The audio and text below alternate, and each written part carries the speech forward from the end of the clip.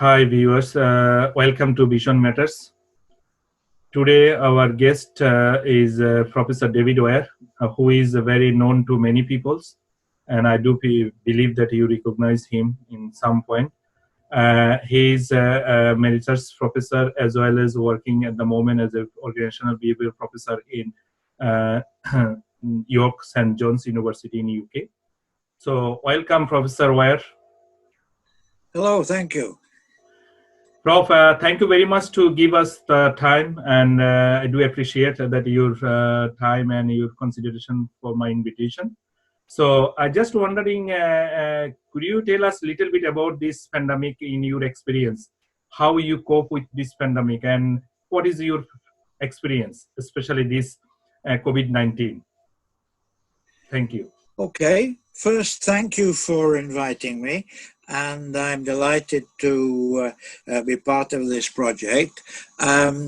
My personal experience of the lockdown and quarantine is that it's okay for us because I have a nice house with a good office, which you see, and I've been doing quite a lot of writing, but I'm also involved in meetings like this. I've done a lot of work, a lot of writing, and I've examined 6 doctoral theses over the last few weeks through Zoom.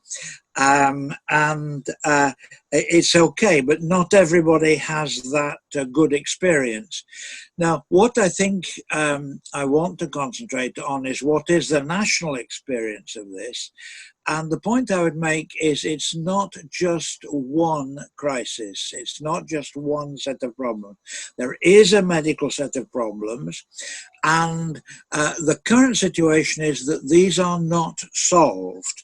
They're not solved because we haven't got a means of applying a fundamental way of stopping this virus, coronavirus. So we don't have a vaccine, and we're told by the experts it may be 1 or 2 years, or maybe longer than that before that is found. So we have to find a way of adjusting to that situation.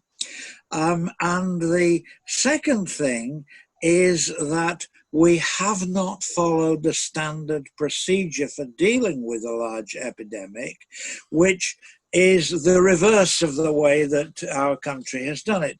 The classical way is you find the people who have the disease. So you test. You must have a testing routine and testing strategy.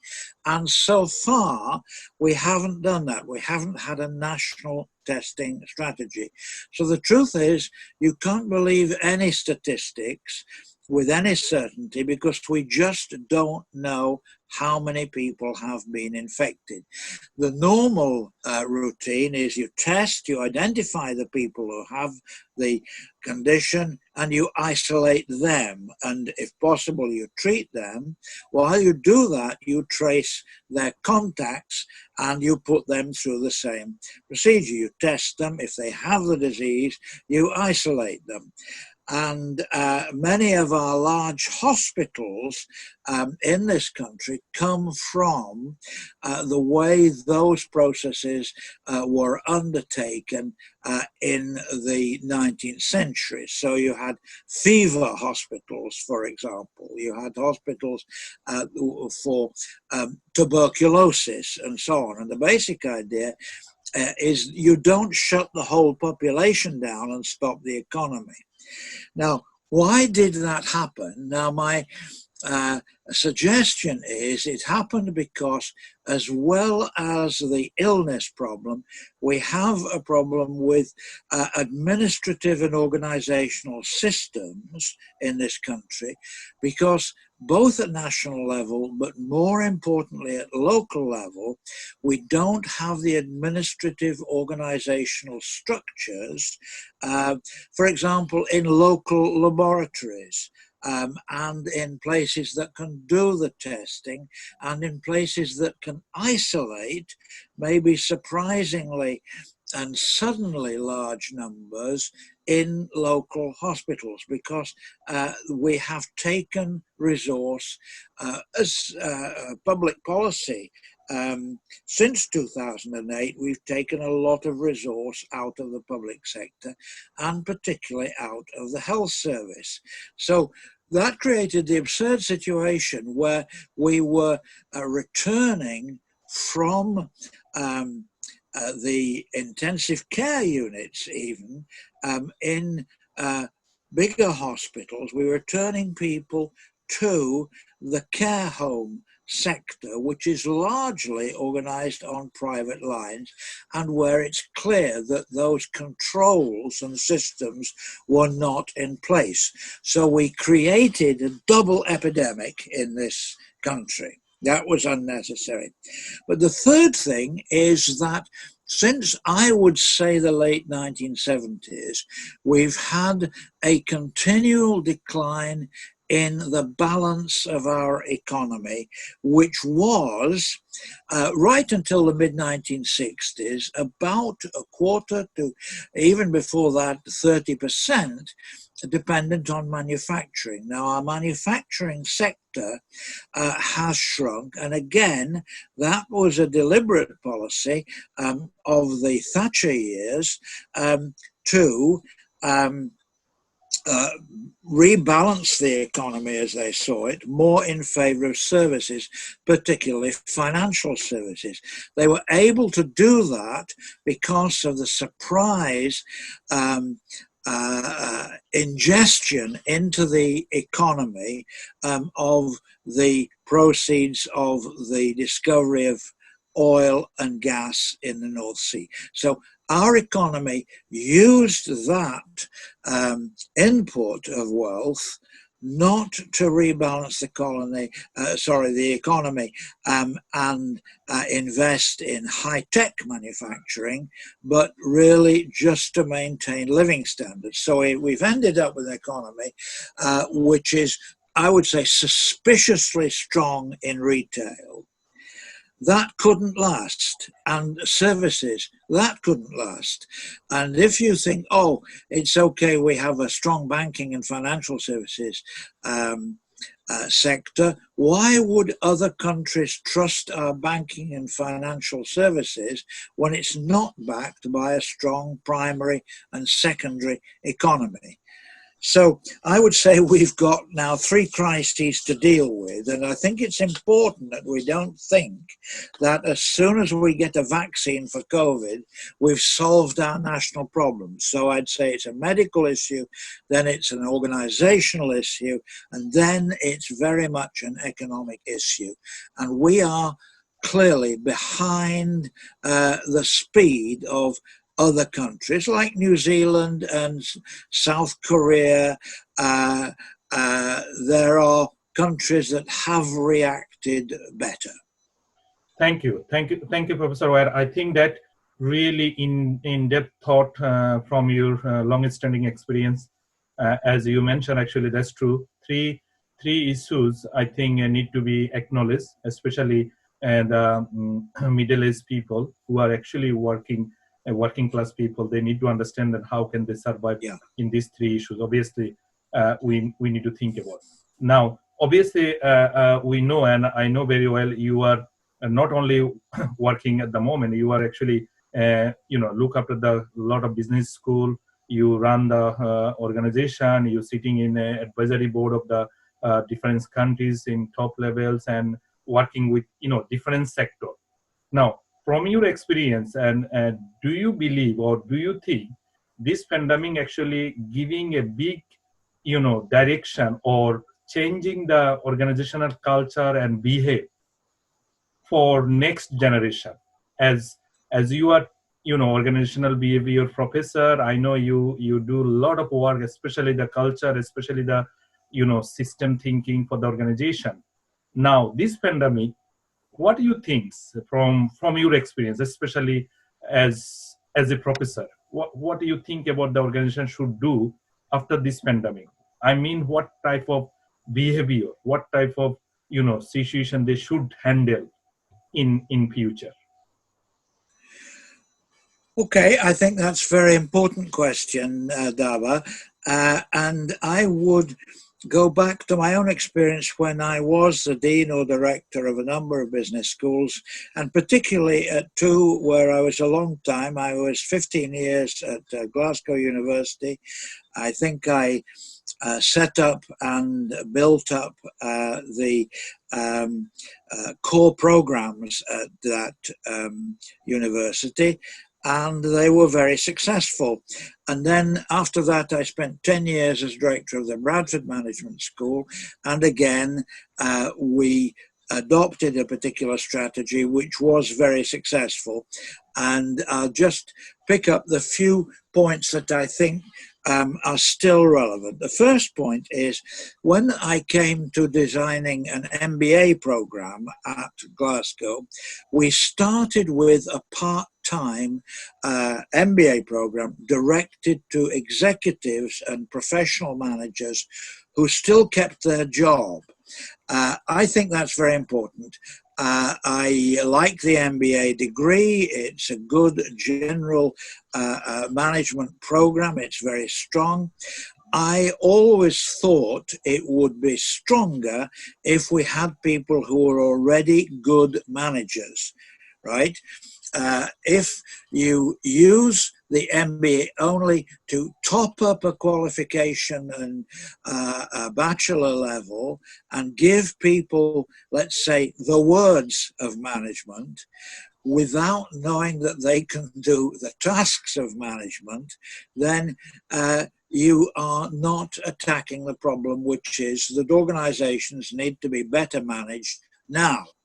Mm-hmm. And if you can improve the performance of British organisations in both public and private sector, with an improvement policy that's aimed at qualifying that middle level people, let's say from 25 to 55 years old, that's where the input has to come. So I followed that philosophy in the work I've done since then. For example, I work with the government of Dubai, with the Prime Minister's office in Dubai, on their Organisation Excellence Programme. I'm one of a team of consultants that has worked on that.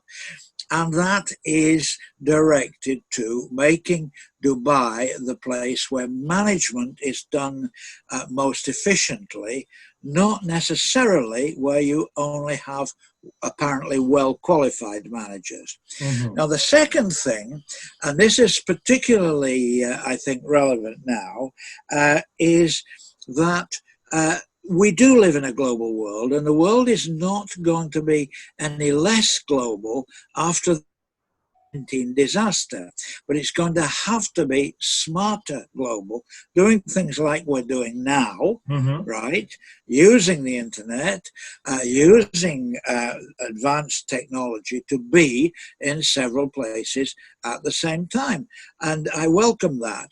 But that will impact some other industries. It's definitely going to impact the aviation industry, also the hotel, leisure, tourism industry, and we know that. And we should have been planning, not just for this epidemic, but for some epidemic. Because it's been, I think, pretty clear for about 30 years, and I would say before that, I was personally a victim in 1957 of the Asian flu epidemic, which killed, I think, as many people or more than COVID-19, and I was nearly one of them. And our government didn't have a clue how to deal with it. So it's no good saying this is an unprecedented situation. It was predicted that something like this could happen, and something like this could happen again. Now, how does that mean organizations will have to change. Well, I think it means a number of things. It means a lot more reliance on joint ventures and partnerships and cooperative organizations.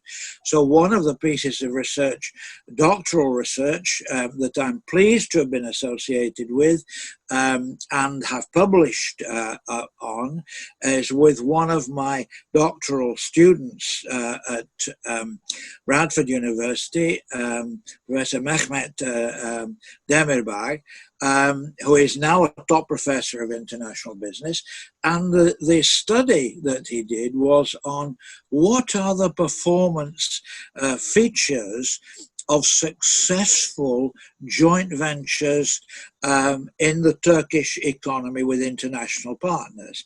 And one of the things that links the way I look at the world, and I think it's a good way to look at the world, is that it turns out it's a combination of at least two things. One is technical competence, being at the leading edge of technology, and secondly, of being able to work in a way that creates trust between the two partners. It's not just national characteristics. It's not that the Germans are better than the French or the French are better than the Brazilians or anything like that. It's that you have to work in a way which is both technically competent but also creates a high trust. The other experience I had that made me very sure that there is a formula, a recipe, you can say, for success is that I was a member for 3 years in the late 1970s of a big government inquiry, a committee of inquiry into engineering in manufacturing. Okay. And there's no doubt we found exactly the same thing. To be at the leading edge, you have to have work systems that are trustfully organized, so people know it's good to speak the truth. And so I was at that time a very big advocate of Japanese methods of quality control, quality circles, team-based working, and so on. And I think that these models are still very important. And if you look at how successful global, international manufacturing organizations work, they work by adhering to those two principles. And that has never gone away. And it's not a question of can you do better in one trade group than another. There's a sense in which we have tended to think, oh, after Brexit, we can go our own way and everything will be good. That's rubbish. You can't go your own way if you're not smart enough to get into the Premier Division. So we have to look very hard at our engineering training, what the French call formation, and it has to come up to the standards of the leaders in the rest of the world, because Britain is no longer a leader in that kind of way. So that's what I'd say about that question. Thank you very much, Prof. I think really you are saying not only, as I mentioned earlier, you are not only a professor. I think you are actually pillar of the whole, nation. Especially you are talking about the policy making changes, organizational behavior. You are talking about how organizations should run and all sort of things. So you are actually coming with a lot of experience. So you are the pillar of experience. Based of your this experience, especially running a business school, running the organization, advisory board of the government, and so on. Now, you recall that a few years ago, or still people are not believing distance learning and blended learning, and now you can see that actually the technology overcoming, as you mentioned, and we all do believe how it is actually working in this pandemic time. If you recall, like in 1917, as you mentioned, I do believe that time there was not a Zoom, there was not a team, there was not any technology that you can actually communicate with the people. So this is, I think, the good side. As you mentioned also, from home, you are doing a lot of job and everything. However, my last questions, we are all learning some lesson. Definitely, there is no doubt about it. But do you think the education sector, because I am also academician, you are the full academician. However, as I mentioned, I don't want to be down you only academician. I think you are the pillar of many things. So, from your experience, what do you think about teaching and learning? What we should do, especially the the education sector, not only UK. I'm talking about the as a global issues. How this should be solved, or what you can see from your point of view and from your experience. Thank you. Well, I think that's an excellent question. I think the reputation of British higher education is always historically been strong. And over time, we have adapted to a number of big changes. I remember when the Robbins report was published. This was in the time of the Macmillan government, and it said anybody properly qualified should have the opportunity of a university education. I believe that absolutely. And that was in the Macmillan government that that report came out. Then later, in the Harold Wilson government, I think the most important thing that government did was set up the Open University. Now, I created and contributed to some of the very first programs that the Open University gave. And somewhere in an archive, you could see some footage of me looking much, much, much younger in those videos. You are young, But, yes. But it was obvious after about 5 years, I would say, that the Open University could do some things better than the established universities. And in the early 1980s, I actually proposed to the Senate of Glasgow University. This was in the early 1980s, where we were facing cuts, and a lot of people lost their job, and I had to manage a school that wanted to grow and was growing, and I managed to grow through all of the cuts by restructuring the staffing, by teaching more efficiently. But at the height of this, I recommended to our Senate, which was having a meeting which was, well, in Scotland, we call them greeting meetings. They mean not that you're saying hello to people, but greeting is an old Scottish word for having a moan and saying, oh dear, everything is terrible. And everybody in the Senate was saying, oh dear, the university's in trouble. Oh dear, what will happen? And I said, well, here's one thing we could make happen. We could download our first year undergraduate programs, our first year bachelor programs, in many subjects, not in all, but in many subjects, download them to the Open University, which would do them better. And I argued that that would free up many members of faculty who could create new programs at master's and doctoral level, which would open new markets. Now, in the event, we did quite a lot of that. So I started a whole a cafeteria of programs in small business startup, business growth programs, management programs where we were tapping the entrepreneurial market. So one thing of an economy where people are losing their jobs is giving them the skills that they can use the knowledge they already have, but to go themselves into new market.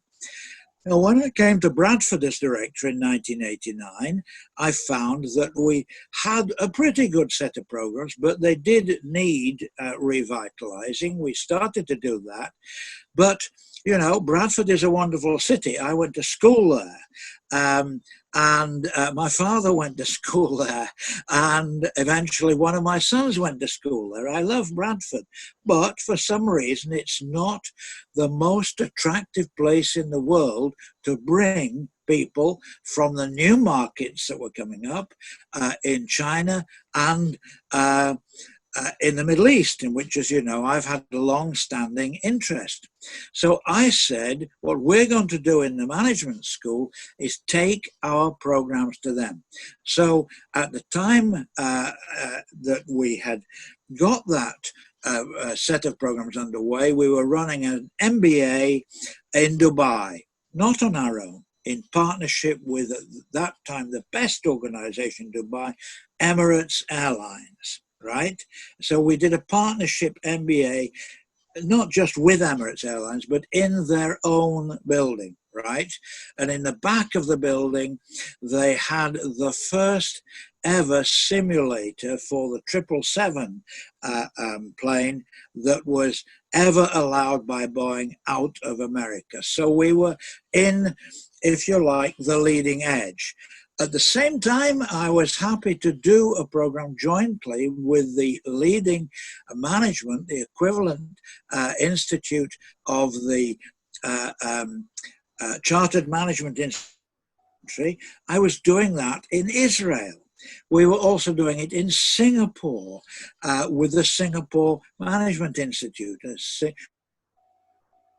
Institute of Human Resource Management. We were also doing it in Malaysia, in Kuala Lumpur. So the theme there was, if the world won't come to you, then you can go to the world. And you know, in the Holy Quran, I believe that it is said that if the mountain will not come to Muhammad, then Muhammad has to go to the mountain. So that's what we had to do. And we had at one time something like 5 times as many MBAs in these international markets as we had coming to Bradford. That didn't mean we neglected Bradford, but we rebased the business to become a more mobile business and a more global business. So my answer is that the tools for a rebalancing of business are often there, but you maybe have to work a bit harder to go and find them.